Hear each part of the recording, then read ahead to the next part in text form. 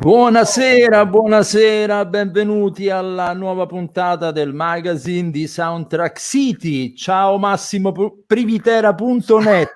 Ormai per me sei Massimo. No, per me tu sei Massimo Privitera.net. Ciao Massimo. Quindi tu sei marcotestoni.tv, pensa un po'. Ok, allora il nostro magazine di dicembre inizia subito con degli ospiti. Ce li introduci te, Massimo? Allora abbiamo il piacere, nonché l'onore di avere con noi il Deux Ex Machina della Bietti Edizioni, Bietti Fotogrammi, questa nuova collana mini di libricini che vi faccio vedere qui in questo trittico appena uscito da poco, uno dietro l'altro. Sono grandi quanto un compact disc, ma pregni di sostanza e di roba, di argomentazioni, tutte legate al cinema e anche alla musica per immagini di cui noi trattiamo prettamente nelle nostre puntate. E abbiamo Ilaria Floreano, colei che ha creato ha voluto questi volumetti. E non solo, ma abbiamo anche l'autore di questo bellissimo libricino, Francesco Castelnuovo, di cui poi vi parleremo chi è nello specifico, e che ha scritto questo 7 chiavi per Ennio Morricone, libro che ho recensito entusiasticamente e goliardicamente sulla mia testata e che a lui è piaciuta molto come recensione. Meno male, perché sennò mi sarei preoccupato. No, ma a prescindere, scherzi a parte, abbiamo l'onore di avere, come diciamo poco fa, questi due ospiti che ci parleranno, una della collana appena messa alle stampe, diciamo acquistabile in formato ebook su Amazon a un prezzo veramente economicissimo, nonché on demand in formato cartaceo. Guarda che belli che sono. Allora facciamoli entrare, dai, facciamoli entrare con noi, così ci li facciamo raccontare da loro. Ecco, in realtà sono da sola. Sei rimasta... È scomparso l'ospite. È scomparso. È andato in bagno? Io confido nel fatto che prima o poi torni. Però intanto, se volete, ci sono io. Guarda, preferiamo una donna piuttosto che quel disgraziatello che se n'è andato. Ma qualcosa appare all'orizzonte? Brava. Qualcosa appare, si muove, vedete? Sì, di Natale. C'è qualcosa nell'aria. Mi ricorda, mi ricorda la Melevisione, il teatro dei burri. Esatto, vedete, ecco qua. Allora, no, metterei un'altra musica. Io adesso lascio all'estero dell'ospite che avete introdotto, rassicurando coloro che ci guardano che non resterò da sola a lungo. Compare. Voi dovete sapere, avrete intuito come è fatto Francesco Castelnuovo. Ma Francesco, chi l'ho guardato ci piace.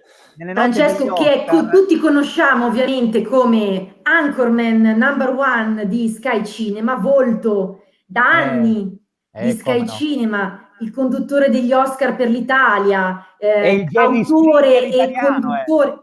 Ecco, autore di un libro che, come avete detto, è una chicca, un libro meraviglioso, di una densità, di una cultura, di una passione uniche, però anche un grande burlone. Ecco, infatti, tutto quanto, un uomo tutto tondo, che è bello. Tra l'altro, un romano adottato da Milano. No, ma quando mai? Un romano di Roma, no, un milanese romano. Lui è un milanese romano, ecco. Come anch'io che sono di Bergamo, va bene, perfetto. Tu sei un siciliano bergamasco, ecco. Io sono una milanese friulana, vedi invece? Una milanese udinese. Allora, mentre ti fa le coccole, raccontaci un po' come hai, diciamo, ideato questa meravigliosa collana. Bravo, cerco di tornare un minimo istituzionale. Grazie Massimo, grazie Marco che ci state ospitando. È un grande piacere essere qui a Soundtrack City. Allora, la collana, l'idea è nata durante il lockdown, di cui non parleremo più, però è nata dalla pausa che il lockdown ha imposto e dal rallentamento che ha imposto alle pubblicazioni cartacee. C'è stato un blocco generalizzato ovviamente anche per noi. E in quell'occasione però, anziché spegnerci e un po' deprimerci, come era anche abbastanza normale, al contrario l'editore, che ringrazio sempre, ha pensato di usare questo momento di stasi per sperimentare. E dunque, quando poi si è usciti dal lockdown e abbiamo fatto un po' il punto della situazione, abbiamo detto, ok, approfittiamone, cioè cerchiamo di creare qualcosa di nuovo che possa funzionare in un contesto così complesso, dove la carta fa fatica. E quindi mi ha chiesto di creare una collana ex novo per il nostro catalogo di cinema, che è già molto ricco, esiste dal 2014, abbiamo 35 volumi in eterotopia, la collana I libri di Inland, la rivista quadrimestrale Inland, i quaderni di cinema, che sono delle pubblicazioni che comunque continuano, però ovviamente con tempistiche un po' più dilatate. Allora abbiamo detto, puntiamo sul digitale, siccome il lockdown l'ha reso necessario a 360 gradi, puntiamo anche noi sul digitale. E dunque cerchiamo di creare questa collana di piccoli saggi però, leggeri intesi come dimensioni, come lunghezza, da mettere a disposizione online, sfruttando però anche la grandissima possibilità offerta da Amazon di poterlo comunque stampare, come dicevi, tramite il print on demand. Ed ecco che a luglio ho cominciato a costruire o a cercare di costruire un elenco di titoli, di argomenti che potessero essere interessanti, e soprattutto mi sono messa a cercare persone disponibili a partecipare, a lanciare il cuore oltre l'ostacolo e a contribuire a questo che è un progetto culturale. Tu dicevi giustamente, sono libri economici. Sul sito di Bietti l'EPUB costa 1,99 € e su Amazon 2,69 versione Kindle, la versione cartacea 4,99 €. Quindi va da sé, è sottinteso che insomma non è certo un progetto per arricchirsi. È un progetto che la casa editrice e i miei autori, che generosamente hanno davvero in tanti subito hanno reagito con entusiasmo, come se il fatto di creare qualcosa di nuovo in un momento in cui tutto chiude desse dell'ossigeno, creasse un'energia rinnovata. Ecco, questa è la sensazione che ho avuto parlando con le persone, primo tra tutti Francesco, che è stato il primo a cui ho pensato, anche se in teoria doveva essere l'ultimo, visto che quello che avevo da offrire era tutto sommato relativo per un personaggio come lui. Ecco, e invece c'è stato grande entusiasmo, perché pur in questa, vi dicevo prima, sono libri piccoli, che costano poco, ma dentro c'è qualcosa di importante, c'è qualcosa di ricco, cioè la volontà di continuare a parlare di cinema, di far circolare la passione del cinema che accomuna tutti quanti noi, e però, essendo la lavorazione leggera per noi, perché non c'è più la stampa, e leggera per gli autori, perché comunque scrivere un libro di queste dimensioni non è come scrivere volumi più corposi, rende tutto proprio più leggero e quindi più gestibile, e questo chiaramente mette in circolo delle energie che per altri progetti più sostanziosi magari non si riuscirebbe a trovare. Io sono molto contenta. Francesco, gli avevo chiesto, appunto, io a luglio ho steso questo elenco di nomi, scoprendo di avere coltivato in 10 anni di esperienza, di lavoro, davvero tante persone a cui poter chiedere, che speravo potessero contribuire in maniera bella, in maniera efficace, appassionata. Il primo è stato Francesco. Io l'ho conosciuto nel 2008, anzi scusate, nel 2009, quando ero stagista in quel di Sky. Lui all'epoca era già il numero 1 di Sky Cinema, cioè l'anchorman dei programmi di cinema di Sky, e gli ho scritto proprio sfacciatamente, confidando nella sua prodigiosa memoria e nella sua grande generosità e apertura verso gli altri. E infatti lui, che non mi vedeva, non mi sentiva da 10 anni, se non tramite like su Facebook, mi ha subito detto: bella idea, mi piacerebbe. Poi ovviamente il lavoro, le cose, eccetera, il tempo è trascorso, dopodiché è successo quello che sappiamo, cioè Morricone ci ha lasciato. E io, seguendo Francesco su Facebook, e avendo visto dei post scritti da lui in cui ho scoperto una sua passione per la musica e una competenza musicale e musicologica straordinarie, ho detto: caspita, Morricone, Castelnuovo Morricone, ecco, il risultato è questo. Francesco, davvero con molta generosità, ha detto: d'accordo, scrivo 7 chiavi per Ennio Morricone, di cui però, adesso vuoi apparire, ti ho introdotto adeguatamente. Come no? Ha scritto, ecco, E questa qua non ce la potranno bannare, anche perché... Non ce la possono bannare. No, ci parliamo sopra. Parliamoci sopra, se no ci bannano. Io ho detto che questo qua, come l'ho scritto nella mia recensione, è un libro... 7 chiavi per Ennio Morricone, Francesco Castelnuovo. Allora, aspetta un attimo. Francesco Castelnuovo che nell'anno in cui Morricone vinse l'Oscar gli fece un'intervista al termine della quale la moglie di Morricone, Maria Fravia, disse: non ho mai assistito a un'intervista così bella fatta a mio marito. Ecco, questo è il piccolo breve curriculum vitae del nostro autore, che adesso, se non si presenta lui, faccio io così. Bravo. Ciao Francesco. Grande. Guarda, mi hai fatto morire. Stupendi, grazie Massimo, grazie Marco.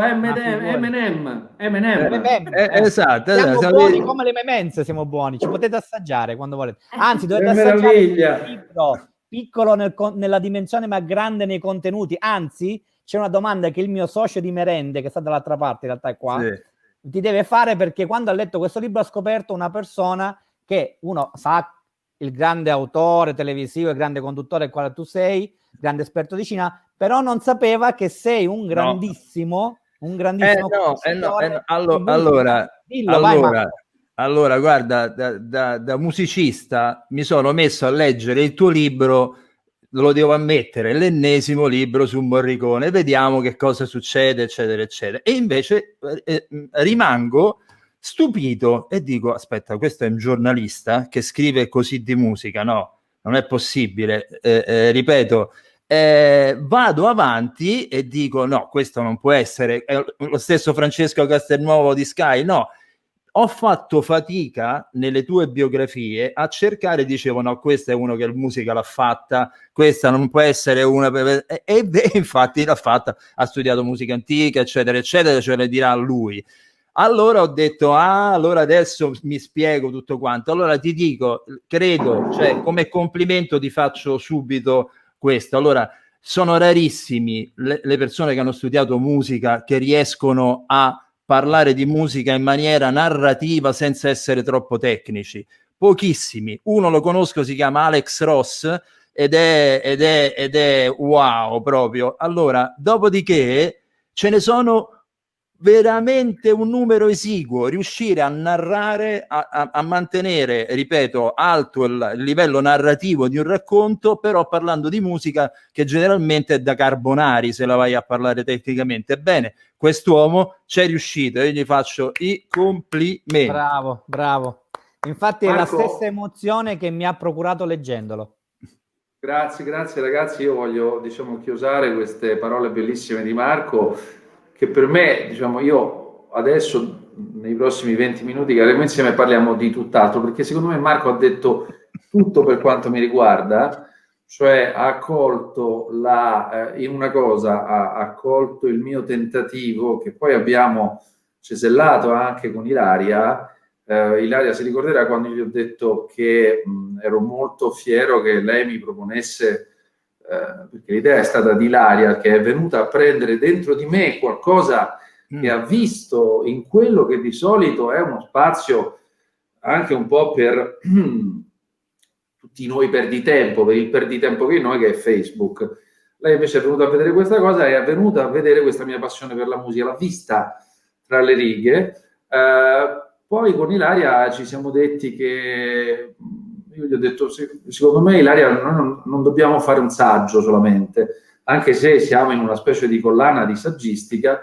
Io non voglio fare il saggio, perché io il saggio cerco di non farlo mai, cioè io cerco di fare meno il saggio possibile, cioè più il cazzone, anche poi sì, perché poi mi capite, non vi devo spiegare e perché poi credo nella narrativa, nel portare attraverso quel mezzo universale che è il racconto, che è una storia umana, come diceva Marco adesso, a cercare, a provare ad appassionare su una cosa molto tecnica, perché ci sono dei passaggi di questo piccolo libro che sono tecnici. Adesso vi dirò anche che tipo di plauso particolare ho avuto da una persona che fa questo di mestiere, adesso tra un po' ve lo dirò, e anche questa persona mi ha detto la stessa cosa di Marco e mi fa molto piacere, cioè la capacità di innestare il racconto per tutti, mettiamola così, il racconto per tutti, il racconto in cui chiunque può in qualche modo trovarsi, perché si racconta di Ennio Morricone bambino, del suo rapporto con il padre e del suo rapporto con la scelta della musica e del suo rapporto con le donne e del suo rapporto col successo, mentre si parla di cose abbastanza tecniche. Che Marco abbia adesso voluto sottolineare questa cosa mi fa veramente tanto piacere, così come, adesso ve lo faccio il nome, mi ha fatto piacere quando Giuliano Taviani, cioè il figlio di Vittorio Taviani, che dell'arte del padre e dello zio ha preso una parte, cioè quella parte che i fratelli Taviani hanno dedicato, anche molto importante, alla musica. Vittorio Taviani era un grande appassionato di Verdi, per esempio, l'ha presa facendone il suo mestiere di vita e lui è diventato un compositore di musiche da film. E Giuliano, che è un amico, mi ha scritto dicendomi: Francesco, sono veramente sorpreso di come sei riuscito a mettere su carta in maniera comprensibile ai più anche dei concetti di musica e di musicologia che possono essere molto ostici. Quindi grazie Marco per aver fatto eco alle parole di Giuliano Taviani. Peraltro mi parli di Giuliano, che è spesso ospite qui da noi, quindi siamo doppiamente felici. Quindi. Tra l'altro facciamogli le condoglianze, sì, bravissimo. Che ieri ha perso la mamma. Ha perso la mamma, le condoglianze vanno a lui, vanno a sua sorella gemella Giovanna, che cura un importantissimo festival di documentari sulle Isole Eolie a Salina, e anche all'altra sorella Francesca, ma insomma a tutta la famiglia dei Taviani per la scomparsa della mamma Carla, che avviene a soli 2 anni, forse anche meno di distanza dalla scomparsa di Vittorio. Quindi questi ragazzi, io li chiamo ragazzi anche se sono cinquantenni come me, hanno dovuto nell'arco di pochi anni, insomma, affrontare il passaggio di stato drammatico della perdita dei genitori. No, mi fa piacere anche evocare loro perché ecco, anche i fratelli Taviani, per cui tra l'altro Ennio Morricone anche ha scritto Allons enfants, per esempio. E anche il Prato. Anche il Prato, bravissimo, film dimenticato dei Taviani. Ebbene, comunque ecco, il mio amore per la musica da film, per le musiche da film, nasce fondamentalmente con Ennio Morricone e io ho dedicato a lui il libro con la passione che mio padre ha saputo instillarmi quando avevo solamente 7 anni. Avevamo il vinile di Ennio Morricone, quello bianco con le righe verdi e blu. No, guarda, scusami se ti interrompo, Francesco, mi stai facendo veramente, io lo dico se Marco lo sa, io sono un nerd del collezionismo, sei un nerd del collezionismo, ma sono un romanticone, perché appena ha citato il perché ha questo amore smodato per la musica, per immagini. A me è nata a 8 anni, e io e Francesco siamo lì per lì di età, col medesimo LP che mio padre regalò a mia madre a San Valentino, scrivendo che questa musica accompagni il mio amore per te. Guarda, io dico, ma che meraviglia! Come si dice tipicamente al nord, mi stanno arricciando le canne sul braccio, proprio tipicamente al nord. Ma che meraviglia! Ma appena l'ha detto, ho detto non è possibile, è che non mi posso... No, guarda, mentre... No, aspetta, Massimo, mi ripeti la dedica che fece tuo padre? Che questa musica accompagni il mio amore per te. Tra l'altro, caspita, se tu te lo ricordi, quel doppio vinile, non è che ci fossero dei pezzi molto melodicamente romantici, qualcuno sì, anzi c'erano dei pezzi, alcuni atonali, sperimentalismi, avanguardismo di quelli. Anzi, faccio una cosa qui in diretta, mentre Marco ti fa l'ennesima domanda, io salto, come faccio sempre, scappo, scompaio e prendo l'LP. Esatto, questa è una cosa, è la tipica performance di Massimo che va di là, adesso prende LP, libri, altro. Senti, io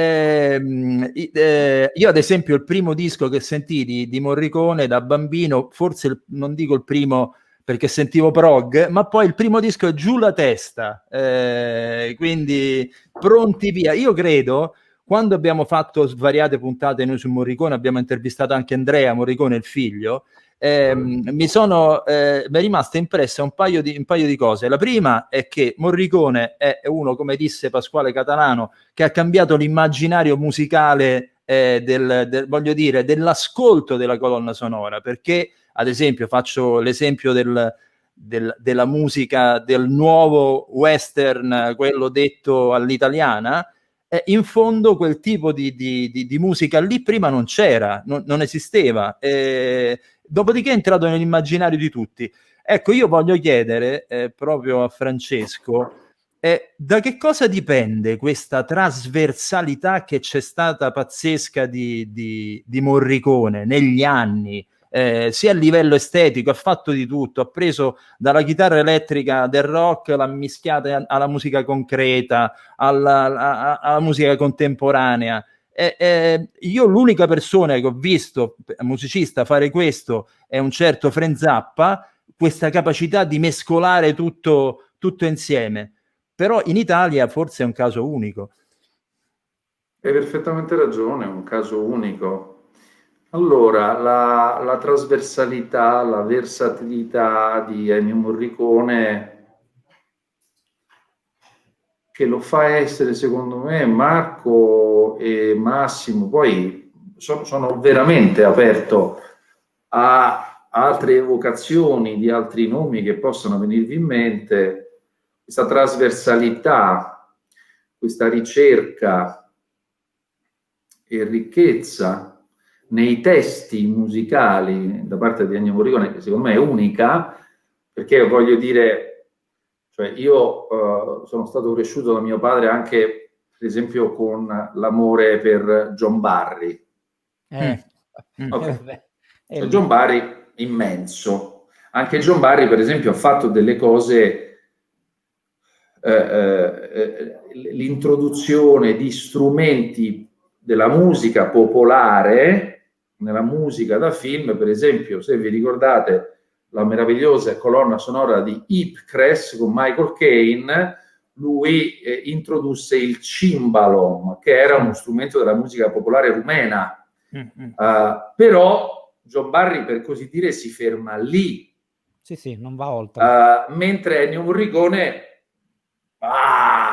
si introduce estende. non solo, diciamo, una gamma di strumenti della musica popolare molto più vasta, con questo, secondo me, riprendendo una linea di musica colta che era stata quella di Gustav Mahler, perché Gustav Mahler in alcune sue sinfonie e in alcuni cicli di Lieder aveva introdotto proprio degli strumenti della vita popolare austriaca, uno per tutti il campanaccio delle mucche, quindi c'era un germe, ma abbastanza isolato. La musica jazz fa anche il suo, perché anche la musica jazz, che è una musica popolare, comincia a innestare degli strumenti poveri anche nella musica, attraverso la sua influenza nella cosiddetta musica classica. Ennio Morricone, parlando solamente di questa sua versatilità, qui stiamo parlando di una delle sue versatilità, cioè la versatilità di ricchezza strumentale, adesso poi aggiungerò altre, lo fa, secondo me. La cosa bella degli artisti, perché io non ho un'idea degli artisti come se avessero la A maiuscola. A me piace pensare agli artisti con la A minuscola, cioè gente che innanzitutto nasce come artigiani più che artisti. Perché artista è un parossismo, no? È un superlativo assoluto, se vogliamo, artista. Mi piace artigiano che poi diventa artista. Allora c'era l'artigiano, quindi quando lui porta il marranzano, quando lui porta il fischio, quando lui porta in una famosa canzone di Edoardo Vianello, non l'ho citata nel libro, la famosa, vedo che giustamente Massimo che cosa faceva là? Dillo. Il barattolo scendeva, rotolava, e quel rotolio è diventato l'incipit del pezzo famoso del cantautore che tu hai appena citato. Esatto. Rumori, quindi esatto, musica concreta. Quella che Marco adesso tu citavi giustamente come musica concreta, lì è molto interessante, perché siamo subito dopo la seconda guerra mondiale e l'Europa è stata sconvolta, anche le arti europee sono state sconvolte, e negli anni 50, fine anni 50, si comincia a ragionare di musica concreta, cioè appunto di musica. Ci sono tanti aneddoti sui seminari a Darmstadt fatti da Ennio Morricone, che facevano delle cose assurde, si mettevano nei boschi a ascoltare il rumore della corteccia, cioè delle cose anche assurde.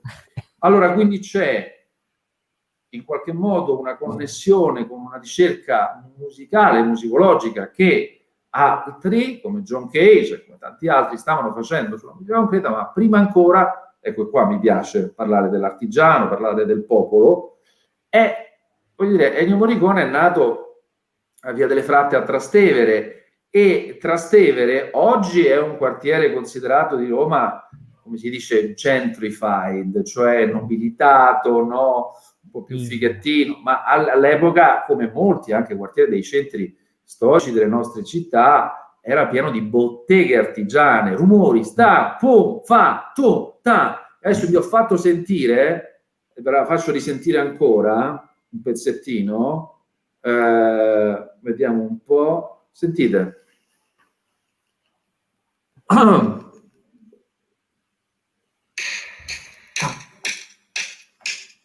Che sei? Il martellio del calzolaio. Questo mi ricorda mio zio che faceva il calzolaio. Ta, ta, ta, ta, ta, ta, ta, ta, e ci vai di terzine, di quartine.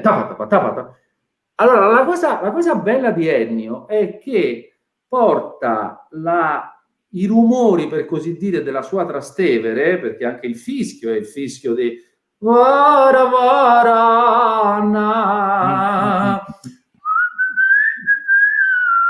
quante volte appunto per i vicoli di Trastevere avrà sentito qualcuno che fischiettava, qualche muratore, esatto, bravo, anche i panettieri che poi portavano il pane, figurati.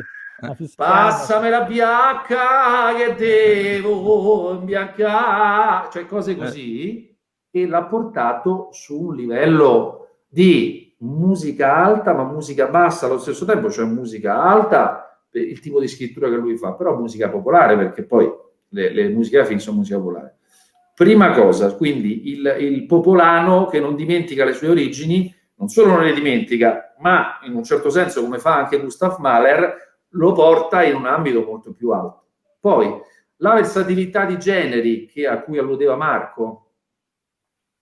Allora io ho cercato di far vedere, analizzando proprio anche statisticamente il numero delle musiche da film di Ennio, che l'immagine ovviamente stampata forte che Ennio ha di essere stato molto legato a Sergio Leone, immagine giusta, immagine giusta, ma è limitativa. È limitativa anche numericamente parlando, perché ci sono molti altri compositori di musiche da film per i cosiddetti western spaghetti che ne hanno composte in quegli anni, ma tante di più, ma molte di più. Uno su tutti Francesco De Masi, quindi Francesco De Masi, Lavagnino. Lo so perché l'ho scritto. Mi autocito. Molto bene, molto bene. E la cosa bella è che lui con il West, cioè lui perché, cioè lui comincia con il Federale di Luciano Cialce, però poi lui va su quelli che oggi vengono un po' sbrigativamente chiamati i film di genere, cioè con il film di genere in questo caso con i western spaghetti, perché il western spaghetti gli permette di giocare con questa popolarità. Poi però si rende conto che c'è un limite nel western spaghetti che non gli consente di fare quello che a lui interessa, e cioè, oltre a giocare, per così dire, con gli strumenti, quelli che abbiamo appena analizzato, non gli consente di fare quella ricerca tonale, o meglio, atonale, che altri generi gli consentiranno di fare, in particolare il crime, l'horror, il thriller, il poliziottesco, e lì torna anche il discorso che tu facevi poco fa, Massimo, sul vinile che ha lietato i nostri padri e poi noi. Guarda. E eccolo qui, Madonna, che meraviglia, Guarda. Tutto c'ha Massimo. Guarda. Vabbè, su 22.000, un bacio da Francesco non me l'aspettavo, però va bene, anche perché questa cosa ci unisce veramente tanto. Questo qua era incredibile, perché guarda, c'è solo i titoli che se riusciamo a farli vedere, ma aspetta che io devo cercare di capire se... Però, cioè, guarda qui cosa c'era. C'era l'attentato, Metello, Gott mit uns. Esatto. Vamos a matar compañero. Poi tra l'altro c'era il di sopra indagine.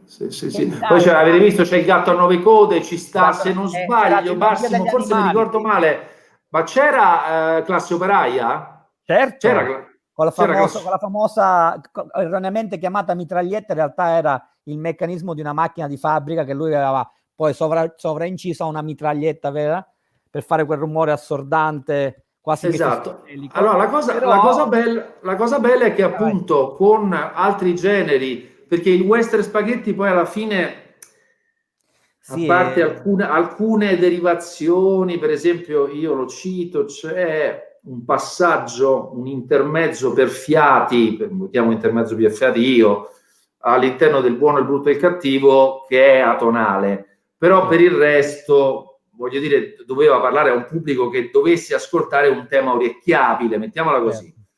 Invece il crime, quindi l'horror, il thriller, la trilogia degli animali di Argento, i film di Dario Argento, con questo, per così dire, carta bianca che i produttori di quel tipo di film avevano già dato ai colleghi precedenti, a Ennio Morricone.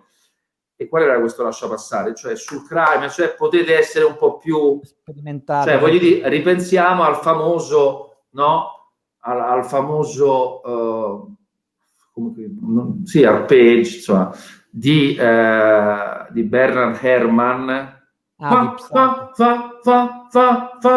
Cioè dovremmo chiamarlo le coltellate sui violini, sulle corde dei violini, però sì. Psycho. Pom pom.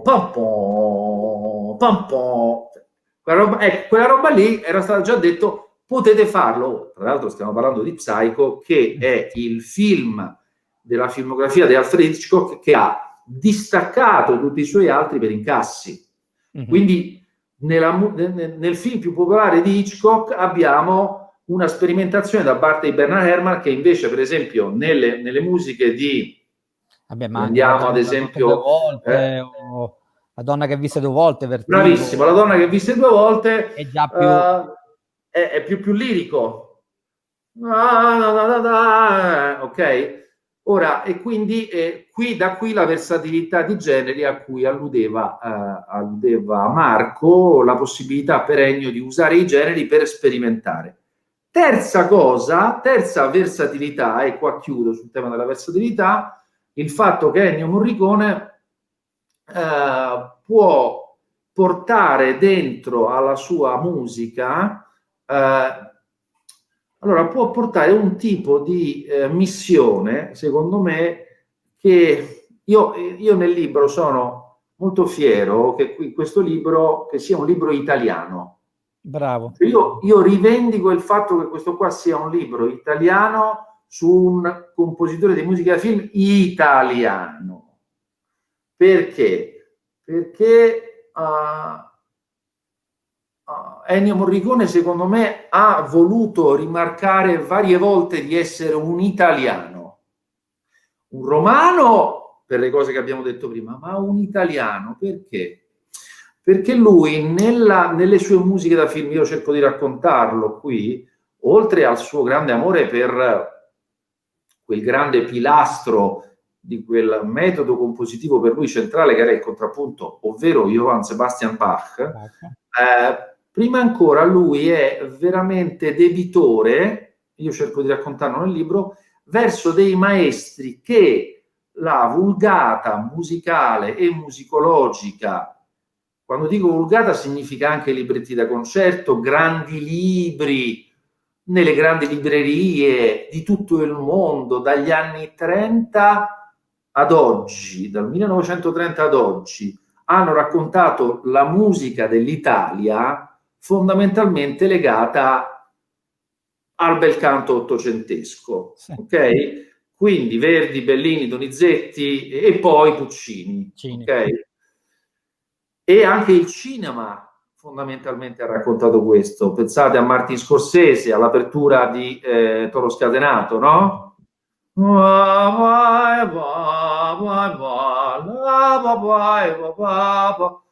Ora c'è un'Italia invece musicale molto più importante. Perché è molto più importante? Perché è più fondativa, che viene ben prima di Giuseppe Verdi, di cui non si è molto sentito parlare e di cui non sono sentiti gli echi nelle musiche da film. Prima di Verdi c'è Monteverdi. Infatti. Cioè, stiamo parlando della fondazione innanzitutto dell'articolazione dell'armonia europea, prima ancora di Bach, con i primi accenni di contrappunto, cioè di sovrapposizioni tra melodie diverse che creassero un'armonia. Stiamo parlando della prima possibilità, sempre con Monteverdi, di usare la parola, cioè stiamo parlando di un periodo, quello di Monteverdi, primo Seicento, in cui la parola era rivoluzionaria nella musica. Prima la parola era funzionale allo strumento, mi spiego meglio. Sì, sì. La voce, questo lo farà d'altra parte anche Ennio Morricone, la voce era uno strumento paragonato e usabile come gli altri strumenti, a fiato.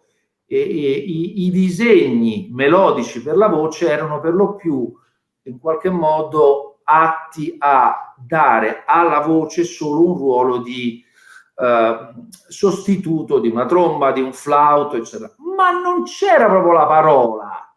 Ecco, Monteverdi è il primo che mette proprio la parola dentro e questo Morricone lo sa. E l'altra cosa è la capacità di fare spazio con la musica. Cioè, per me Ennio Morricone è il più grande compositore di musica film di tutta la storia del cinema, perché ha fatto, si dice sempre, Morricone fa cinema con la sua musica. Perché? Perché lui fa spazio. Se voi ascoltate le musiche di Ennio Morricone, sono musiche articolate a loro interni, c'è un prima, un dopo, c'è un piccolo, un grande, cioè senti proprio questo come un mance, in cui c'è un tutto, il principio del cosiddetto concerto grosso, anche quello di estrazione italiana, Corelli in particolare, cioè il singolo, il tutti, il pieno, il vuoto. Questo fa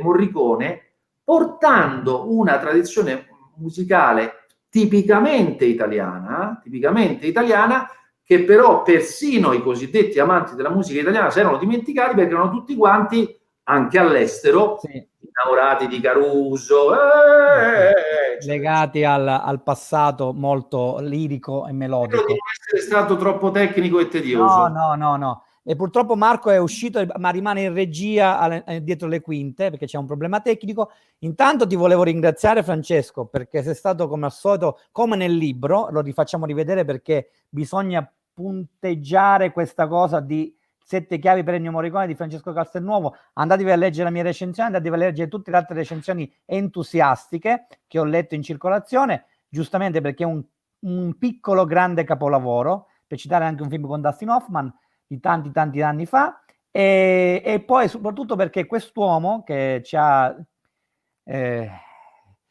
raccontato un Morricone veramente da grande esperto non solo di cinema ma di musica, e questa cosa si denota, come diceva Marco Testoni prima, leggendo questo libro, e che questo grandissimo uomo qui accanto, Francesco, lo torno a ribadire, cita un pezzo che molti si sono dimenticati e che mi piace ricordare in conclusione di questa intervista. Mesa Verde, tra l'altro presente in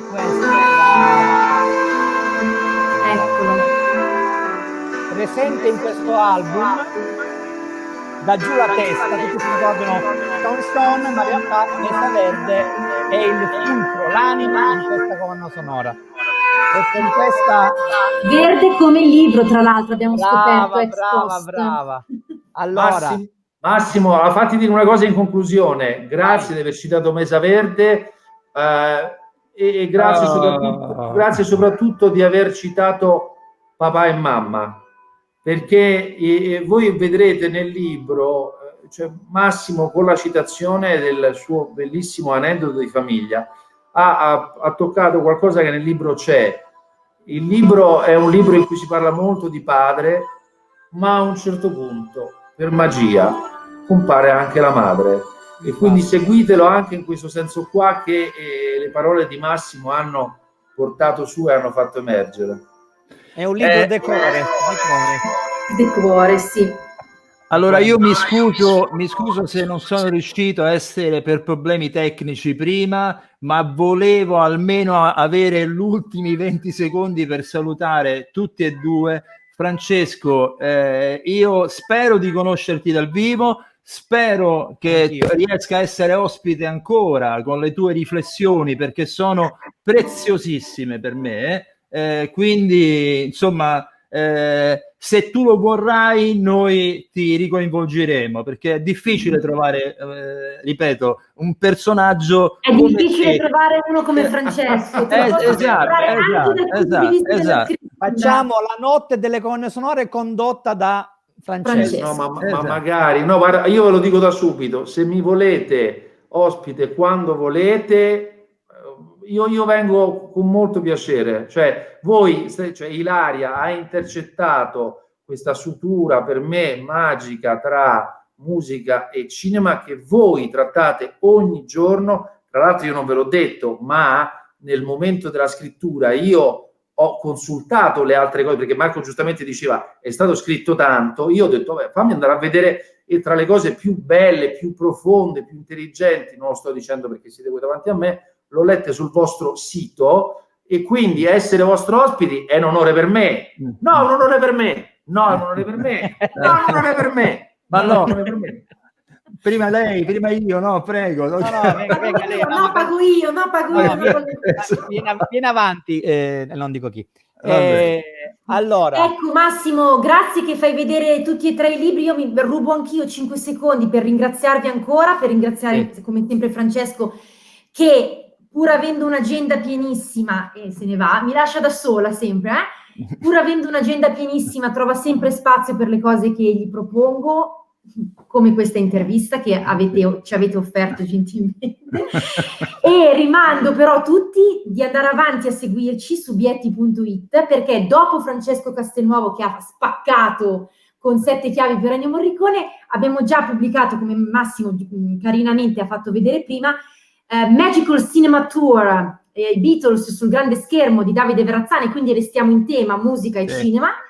E subito dopo è uscito da poco Dragoncelli di Fuoco, il primo non film di Paolo Sorrentino, di Stefano Loparco, che è andiamo da un'altra parte, è un romanzo, perché è un saggio scritto come un romanzo, che racconta gli esordi del nostro premio Oscar.